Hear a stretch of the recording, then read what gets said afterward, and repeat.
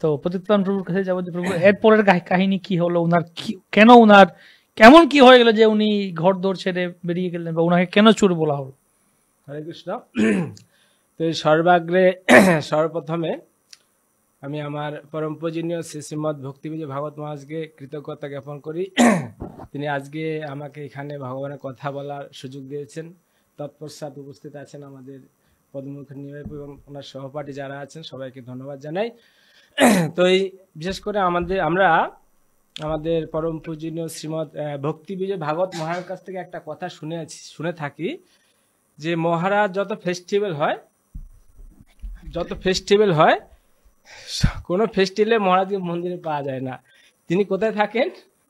আম গাছতলায় যেখানে প্রচার ক্যাম্প, ওখানে বসে থাকেন।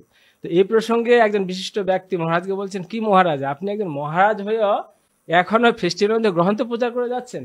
তো মহারাজের নাম হচ্ছে গ্রন্থ প্রচার মহারাজ। তো আমি কেন এই কথা বলতে চাইছি, কারণ হচ্ছে যারা আমাদের আগামীকাল পানিহাটি দধিচূড়া মহোৎসব করবেন, মহারাজের কৃপায় অনেকে চৈতন্য চৈতামৃত গ্রন্থ নিয়েছেন, কিন্তু তারা হয়তো জানে না কোথায় আছেন। কিন্তু এই ক্লাস শোনার পরে অনেকের ইচ্ছা হবে যে গ্রন্থটা নেব, মহারাজ কাছ থেকে সংগ্রহ করবে। এই প্রসঙ্গে আমি আচার্যদের একটা ছোট উদ্ধৃতি দেব, যে সেখানে বলছেন, চৈতন্যের অনন্ত লীলা আনন্দেরও ধাম, আদিখণ্ড মধ্যখণ্ড অন্তখণ্ড নাম।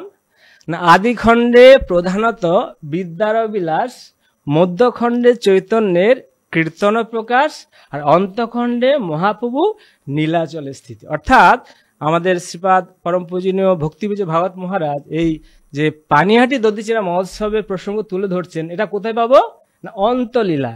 মহাপ্রভু যখন সন্ন্যাস নিয়ে চলে গেছিলেন জগন্নাথ পুরীতে, তার প্রায় 5 থেকে 6 বৎসর পর যখন শান্তিপুরে অদ্বৈত ভবনে আসেন, তখন অদ্বৈত আচার্য প্রভু তখন একটা মেসেজ পাঠান, কাকে না, রঘুনাথ দাস গোস্বামীর পিতাকে। তার সাথে একটা সখ্য ভাব ছিল। পরবর্তী সময় এই রঘুনাথ দাস গোস্বামীর পিতা অর্থাৎ গোবর্ধন মজুমদার কিছু তার সিকিউরিটি গার্ড দিয়ে তাকে পাঠিয়েছিলেন। কি জন্য না, মহাপ্রভুর সাথে সাক্ষাৎ করতে যাবেন। তো আমি যে শ্লোকটা বললাম, এটা হচ্ছে যে চৈতন্যের অনন্ত লীলা। আমরা যেটা পাঠ করছি আজকে, যেটা শ্রবণ করব, অনন্ত লীলার মধ্যে এটা হচ্ছে একটা লীলা। তাহলে এই অনন্ত মানে যার অন্ত নেই, যার শেষ নেই, সমস্ত লীলা যদি পড়তে চাই, জানতে চাই, কি করতে হবে? আমাদের মহারাজের কাছ থেকে আমাদের চৈতন্য চরিতামৃত সংগ্রহ করতে হবে। তাহলে যা আনন্দেরও ধাম, তাই আদিখণ্ডে মধ্যখণ্ড অন্তখণ্ড না, মহাপুর যা লীলা আছে সমগ্র লীলাকে 3টে ভাগে বিভক্ত করা হয়েছে। আদিখণ্ডে কয় নম্বর অধ্যায় এটা? এটা 6ষ্ঠ অধ্যায় না মহারাজ? 6ষ্ঠ পরিচ্ছেদ। অন্তলীলার 6ষ্ঠ পরিচ্ছেদে আপনারা পাবেন, যাদের কাছে আছে চৈতন্য চরিতামৃত, সেটা এখানে পেয়ে যাবেন।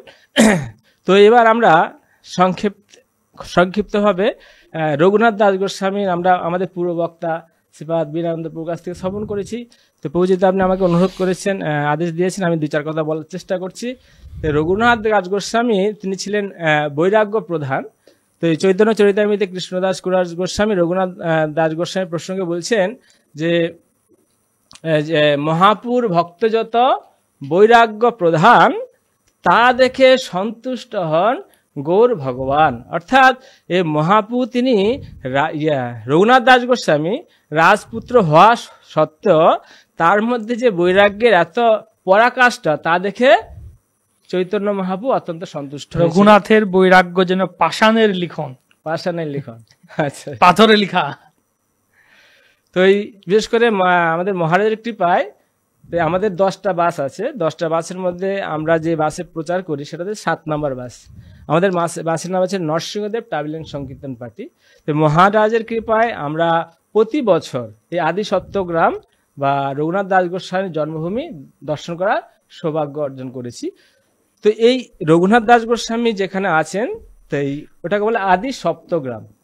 এখন অনেকের মনে প্রশ্ন আসতে পারে, এটাকে আদি সপ্তগ্রাম কেন বলা হয়? আদি মানে প্রথম, বা আদি মানে পুরানো, আর সপ্ত মানে 7, গ্রাম মানে গ্রাম। যেমন এই প্রসঙ্গে আমরা যদি আরেকটা কথা বলি তাহলে বুঝতে সুবিধা হবে। যেমন আমরা যেখানে আছি এটাকে বলে নবদ্বীপ ধাম। 9 মানে 9, আর দ্বীপ মানে দ্বীপ সমন্বিত 9টা দ্বীপকে কেন্দ্র করে যেমন নাম হয়েছে এটার নাম নবদ্বীপ ধাম, তদ্রূপ 7টা গ্রামকে কেন্দ্র করে হয়েছে আদি সপ্তগ্রাম। এই আদি সপ্তগ্রাম গ্রামের মধ্যে রঘুনাথ দাস গোস্বামী যেখানে থাকতেন সেটা একটা গ্রাম, আশেপাশে অনেক গ্রাম আছে। তো এই মহাপুর অনেক পারিষদ ওখানে আছেন। তো আমরা যখন যাই দর্শন করি, এই ওখানে আছে উদ্ধারণপুর, নিত্যানন্দের একজন পার্শ্বদ আছেন উদ্ধারণ দত্ত ঠাকুর, তার সুন্দর বর্ণনা আছে। তারপরে আছেন ভৌদ দৌলপুর, যেটা জরু ঠাকুর, যেটা কালিদাস এবং ঝরু ঠাকুরের মধ্যে আমের আটি নিয়ে কারাকারি হয়েছিল, সেটা আপনারা সকলে জান। তারপরে আছে চাঁদপুর, যেখানে এই গোবর্ধন মজুমদারের রাজপুরোহিত ছিলেন। কি নাম বললাম আমরা একটু আগে?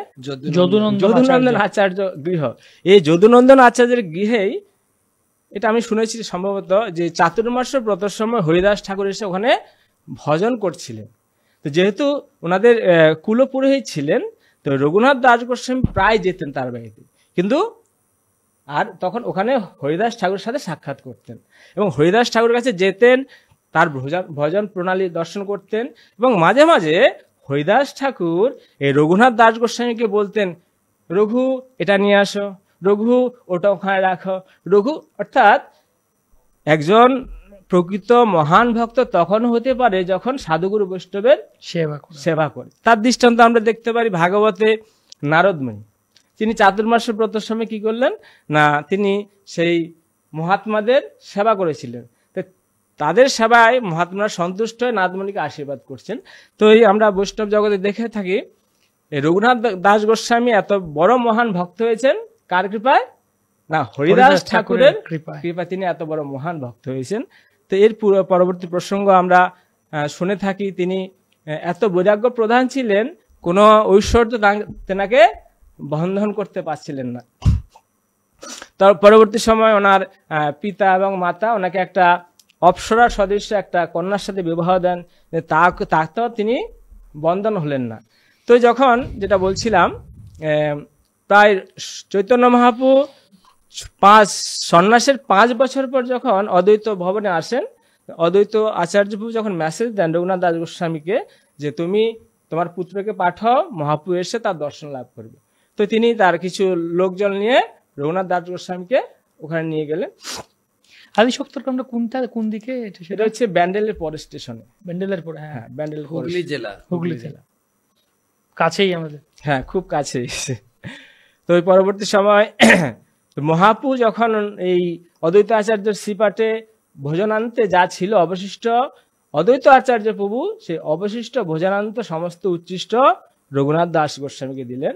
এবং মহাপুর ওখানে যখন ছিলেন রঘুনাথ দাস গোস্বামী, তখন খুব সুন্দর একটা মন্ত্র শিখালেন। তো এই অন্তরে নিষ্ঠা রাখো, বাহ্যে লোক ব্যবহার, অচিরাত কৃষ্ণ তোমায় করিবেন উদ্ধার।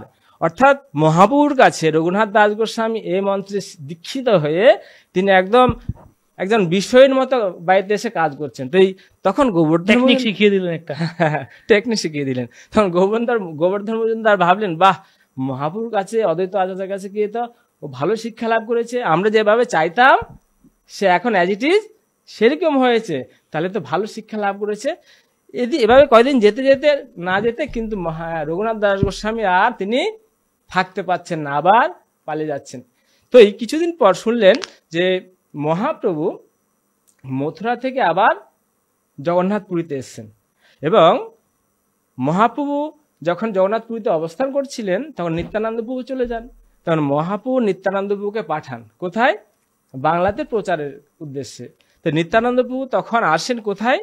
পানিহাটি রাঘব ভবনে। রাঘব ভবনে আসার পর কয়েকদিন অতিবাহিত হওয়ার পর একদিন সকালবেলা কি করলেন, তিনি গঙ্গার তটে একটা বৃক্ষের তলায় সপার্শ্বদে ওখানে অবস্থান করছেন। তো রঘুনাথ দাস গোস্বামী এই মেসেজটা পেলেন। কি মেসেজ? না, নিত্যানন্দ প্রভু পানিহাটিতে এসছেন। তখন রঘুনাথ দাস গোস্বামী তিনি কি করলেন, তার পিতা গোবর্ধন মজুমদারকে বললেন যে পিতা, আমি তো মহাপুরুর সাথে অনেকবার দর্শন করেছি, কিন্তু আমার খুব ইচ্ছা বা আমার অভিলাষ আমি একবার নিত্যানন্দ প্রভুর সাথে সাক্ষাৎ করব। তখন গোবর্ধন মজুমদার কি করলেন, কিছু পালোয়ান লোক দিয়ে, অর্থাৎ সিকিউরিটি গার্ড দিয়ে রঘুনাথ দাস গোস্বামীকে পাঠালেন, পালিয়ে না যায়। হ্যাঁ, পালিয়ে না যায়। মানে করা করা নিরাপত্তা নিরাপত্তা সিকিউরিটি গার্ড। তখন রঘুনাথ দাস গোস্বামী যখন ওখানে দেখলেন, যেমন আমাদের মহারাজ যেটা বর্ণনা করলেন যে কোটি সূর্যের মতো আর চারদিকে নক্ষত্ররা বসে আছেন, খুব সুন্দর বর্ণনা করলেন মহারাজ। তখন দূর থেকে রঘুনাথ দাস গোস্বামী সেই নিত্যানন্দকে প্রণাম করলেন, কিন্তু এই দৃশ্যটা নিত্যানন্দবাবু দেখেননি। কে দেখলেন না, নিত্যানন্দবাবুর পার্শ্বদরা দর্শন করলেন যে প্রভু প্রভু দেখুন দেখুন কে এসছেন, রঘুনাথ, রঘু এসছে। রঘু কোথায়? ওই দেখুন আপনার সামনে থেকে প্রণাম করছে। তখন নিত্যানন্দ প্রভু বললেন, রঘু বেটা চোর কোথাকার, এদিকে এদিকে, আজ তোকে দণ্ড দেব। শুনি প্রভু কহে চোরা দিলি দর্শন, আয় আয় আজি তোর করিমু দণ্ডন। চোর কোথাকার, এদিকে আসো, তোমাকে আমি দণ্ড দেব। তারপরে তারপরে আচ্ছা, যখন বললেন আসো আসো, আসার পরে নিত্যানন্দ প্রভু আবার সামনে দণ্ডবত প্রণাম করলেন। তখন নিত্যানন্দ প্রভু তার দু চরণ রঘুনাথের মস্তকে ধারণ করলেন। প্রভু বলাই তেহন নিকটে না করে গমন, আকর্ষিয়া তার মাথে প্রভু ধরিলা চর মাম। নিত্যানন্দ দুই চরণ রঘুনাথের মাথার উপরে। হরি বল। কৌতুকে নিত্যানন্দ সহজে দয়াময়, রঘুনাথে কহে কিছু হইয়া সদয়। নিকটে নাই সচ্চোরা ভাগ দূরে দূরে, আজি লাখ পাইয়াছি দণ্ডিব তোমারে। তোমাকে আজকে দণ্ড দেবো, ধরা পড়েছো তুমি। কি দণ্ড? তো ভয়ে কাঁপছেন, কি না কি শাস্তি হবে, কেনই বা চোর বলল, কিছুই তার তত্ত্ব বোঝা যাচ্ছে না। আর নিত্যানন্দ সেই গুরু গম্ভীর গলার প্রকাণ্ড শরীর, গুরু গম্ভীর গলায় দণ্ড দিচ্ছেন। কি দণ্ড? চিড়া দধি ভক্ষণ করাও মর্গনে, শুনি আনন্দিত হইল রঘুনাথের মনে। হরি বল। দণ্ডদান হয়ে গেল। তারপরে যখন দণ্ডদান হলেন, বললেন যে তোমাকে কি দিতে হবে, দণ্ডটা কি? অ্যাকচুয়ালি ছোট একটা আমরা যদি উদাহরণ দিই বুঝতে সুবিধা হবে। কারণ কোনো চোরকে ধরা পড়লো, কোনো চোর ধরা পড়লো, ধরার পরে বললো যে তোমাকে আজকে দণ্ড দেবো। সে ভেবেছে মৃত্যুদণ্ড, কিন্তু মৃত্যুদণ্ড যে ভাবলো তখন বললো না, মৃত্যুদণ্ড না, তোমাকে এমন একটা শাস্তি দেবে যেটা কোনোদিন তুমি জীবনে ভাবতেই পারবে না। ধরুন মৃত্যুদণ্ড থেকে একটা শাস্তি হয়তো 1 কোটি টাকা শাস্তি হতে পারে, দিতে পারে, কিন্তু 1 কোটি টাকার জায়গায় যদি বলে না তোমাকে শাস্তিটা কি না, তোমাকে 1 টাকা দিতে হবে। তো রঘুনাথের মতো যিনি রাজেশ্বর, যিনি রাজার পুত্র, তার কাছে এই চিরাধধিটা কি 1 টাকা সমতুল্য। তো রঘুনাথের কাছে এটা খুবই তুচ্ছ। তিনি তাহলে নিত্যানন্দ প্রভুর এখন প্রসঙ্গ হচ্ছে চোর কেন বলা হচ্ছে। ধরুন আজকে আমরা এই যে স্টুডিওতে আছি, কালকে আমাদের দধিচেরা মহোৎসব, এই স্টুডিওতে আমাদের যারা অর্গানাইজ করছেন, তো এই জিনিসটা কার হবে? যারা অর্গানাইজ করছেন ওনাদের। এবার যদি আমি এটা না বলেনি তাহলে কি হবে? এটা নিশ্চয় চোর। তাহলে অ্যাকচুয়ালি নিত্যানন্দ প্রভুর মূল ধন ছিলেন কে? চৈতন্য মহাপ্রভু। অর্থাৎ রঘুনাথ দাস গোস্বামী মহাপ্রভুর সাথে যে ভাবের আদান প্রদান, মহাপ্রভুকে পেতে চাইছেন, অর্থাৎ নিত্যানন্দ প্রভুর অনুমতি না নিয়ে তিনি মহাপ্রভুকে পেতে চাইছেন, সে অর্থে বলা হয়েছে চোরা। তো পরবর্তী সময় হেন নিতাই বিনে ভাই রাধা কৃষ্ণ পাইতে নাই। হ্যাঁ ঠিক, আমাদের প্রভু সুন্দর একটা শ্লোক বললেন যে হেন কৃষ্ণে বিনে ভাই, হেন নিতাই বিনে ভাই রাধা কৃষ্ণে পাইতে নাই। অর্থাৎ নিত্যানন্দ প্রভুর কৃপা হলে আমরা মহাপ্রভুর কৃপা পাবো, এবং মহাপ্রভুর কৃপা হলে ব্রজের রাধা কৃষ্ণ লাভ করব। হরি হরি বল। তো পরবর্তী সময় এই রঘুনাথ দাস গোস্বামী যখন দণ্ড দিলেন, তিনি মনে মনে খুব আনন্দ পেলেন, এবং ওনার যে সমস্ত সিকিউরিটি গার্ড ছিল তাদেরকে পাঠালেন, এবং দধি, চিরা, গুড়, যা লাগে চিরা দধি উৎসব করতে গেলে সমস্ত কিছু নিয়ে আসলেন, এবং যত পারিষদ ছিলেন নিত্যানন্দপুর পাশে আশেপাশে সমস্ত পার্শ্বদেরকে 2টো করে ভাঁড় দিলেন। তো এই 2টো করে ভাঁড় দেওয়ার উদ্দেশ্য হচ্ছে, একটা ভাঁড়ে, বড় ভাঁড়ে দই, চিরার এবং ফুটন্ত দুধের মধ্যে দই চিরা মিশ্রিত ছিল, আরেকটা ভাঁড়ের মধ্যে দই, চিরা বিস্তৃত ছিল, তাই দুটো দই ভাগে চিরা আর দুধ চিরা। দুধ চিরা দুটো ভাগে বিভক্ত ছিল।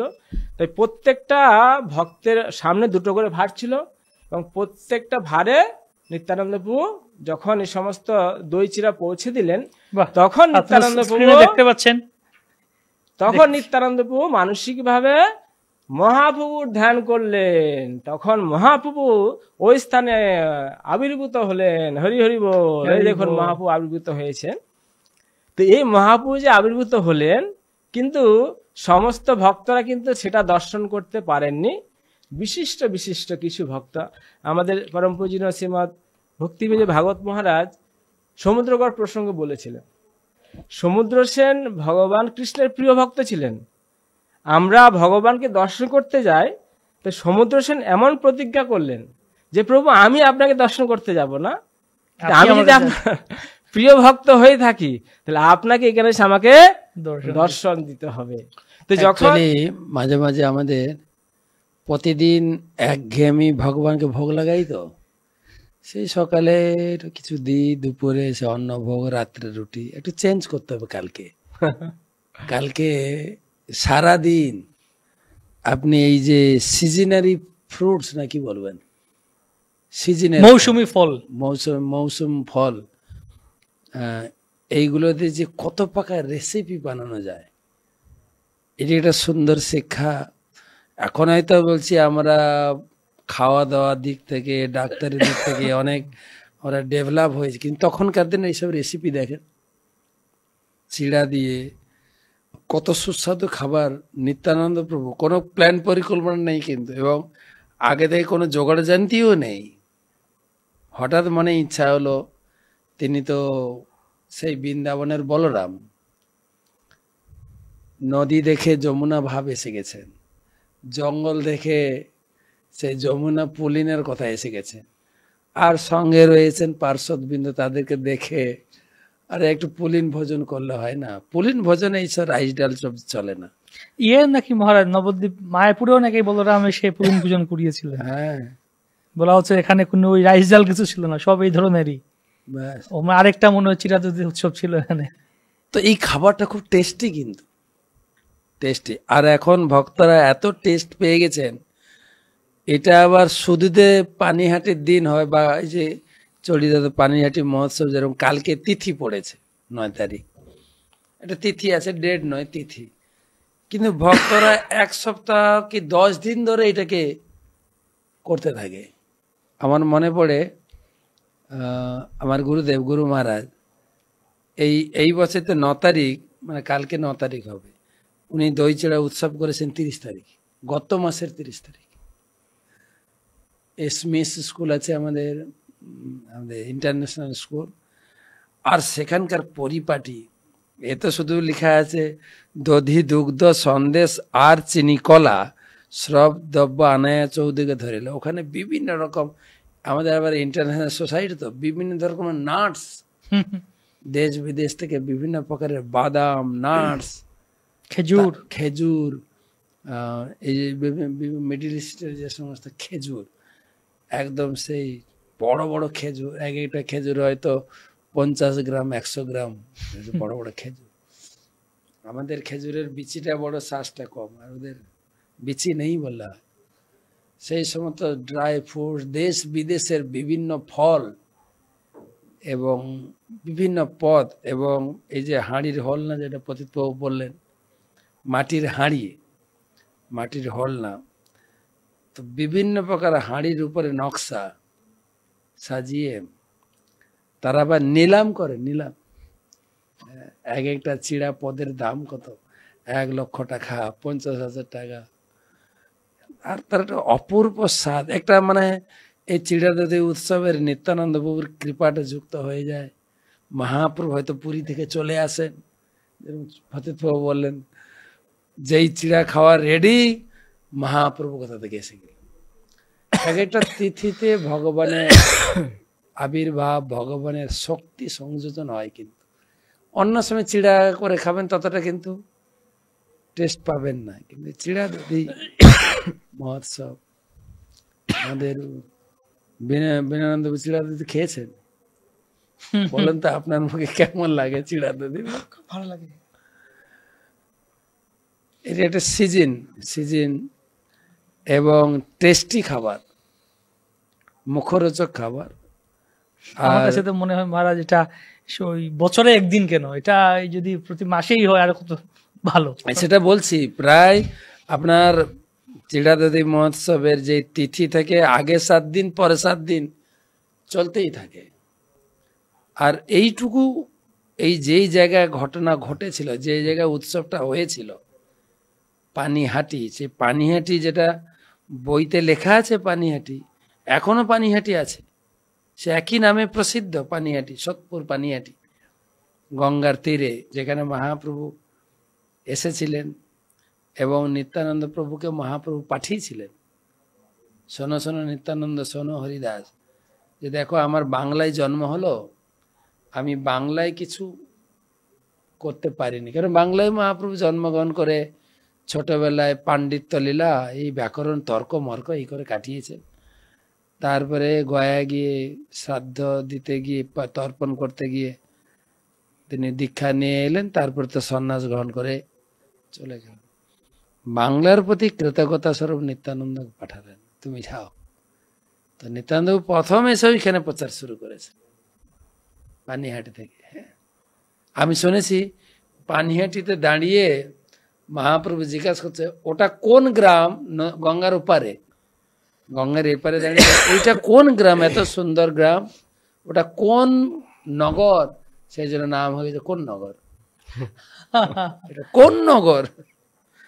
তো সেই গঙ্গার ঘাট, সেই বট গাছ, আর সেই তিথিতে যদি যান, আপনার একটা অনুভূতি আসবেই,